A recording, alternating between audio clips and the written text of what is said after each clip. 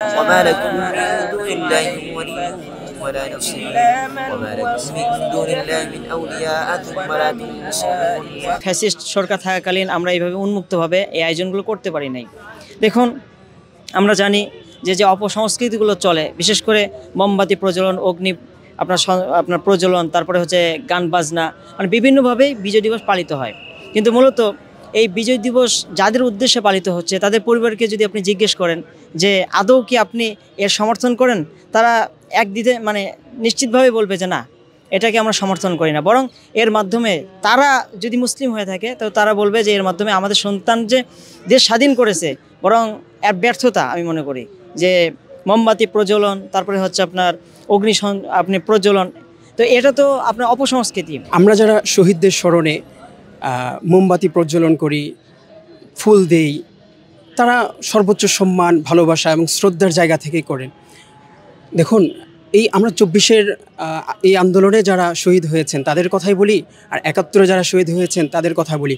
আমরা কিন্তু তাদের কাছে কৃতজ্ঞ, তাই না? কিন্তু তাদেরকে আসলে আমরা কি দিতে পারলাম, তাদের জন্য আমরা আসলে কি করতে পারছি? হ্যাঁ, সেই জায়গা থেকে আমরা যেটা করছি যে তাদের কাছে পাঠানোর মতো, তাদেরকে উপকৃত করবার জন্য যেটা প্রয়োজন সেটা হচ্ছে তাদেরকে রুহের মাগফিরাত কামনায় কিছু উপহার পাঠানো। সেই উপহারটাই হচ্ছে আজকে কোরআন তেলাওয়াত, আজকে আমাদের কোরআন কর্মসূচি। আজকে সারা বাংলাদেশে ১৬০টিরও বেশি কোরআন খতম হচ্ছে। আর ঢাকা কেন্দ্রীয় শহীদ মিনারে এখানে আমরা কোরআন তেলাওয়াত, কোরআন খতমের আয়োজন করেছি। এখানে আমরা ফজরের পর বিভিন্ন মাদ্রাসা শিক্ষার্থী প্রতিনিধি, মাদ্রাসা ছাত্র ভাইয়েরা এখানে এসেছেন। আমরা তাদেরকে নিয়ে আমরা ফজরের পর থেকে কোরআন পড়া শুরু করেছি এবং লং টাইম পড়া হচ্ছে। এখানে এই শহীদ মিনারে বসে আমরা এক খতম কোরআন শেষ করেছি আলহামদুলিল্লাহ। এবং এটা আমরা মনে করি যারা শহীদ হয়েছেন রুহের প্রকৃত মাগফিরাত এটাই।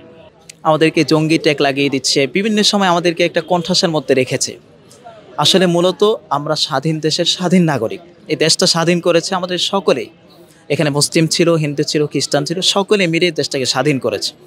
কিন্তু একটি দল, একটি গোষ্ঠী সবসময় আমাদের ইসলামপন্থীদেরকে একটা কণ্ঠাসার মধ্যে রেখেছে, যার কারণে আমরা আমাদের জায়গা থেকে শহীদদের জন্য যে কিছু একটা করব সেটার আমরা সুযোগ পাচ্ছিলাম না। তো আলহামদুলিল্লাহ, আল্লাহ পাকের মেহেরবানি, ৫ই আগস্টে আমাদের ছাত্র ভাইদের বিশাল এক রক্তক্ষয়ী সংঘর্ষের মাধ্যমে এই সুযোগটা আল্লাহ তাআলা আমাদেরকে করে দিয়েছেন। সেই জন্যই মূলত আজকে আমরা সকাল সকাল মহান বিজয় দিবস উপলক্ষে আমরা শহীদ মিনারে চলে এসেছি।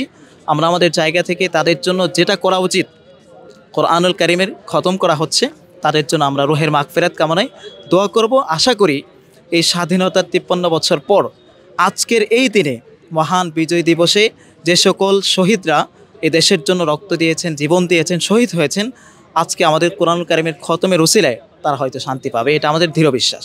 আল্লাহ, আমরা তাদের উত্তরসূরি হয়ে আল্লাহ, শহীদদের উত্তরসূরি আল্লাহ, তাদেরকে আমরা স্মরণ করতেছি। আল্লাহ, আমরা কোনো অবৈধ পন্থায় তাদেরকে স্মরণ করছি না। আল্লাহ, আমরা কোরআন সুন্নাহ অনুযায়ী, শরীয়ত অনুযায়ী তাদেরকে স্মরণ করেছি।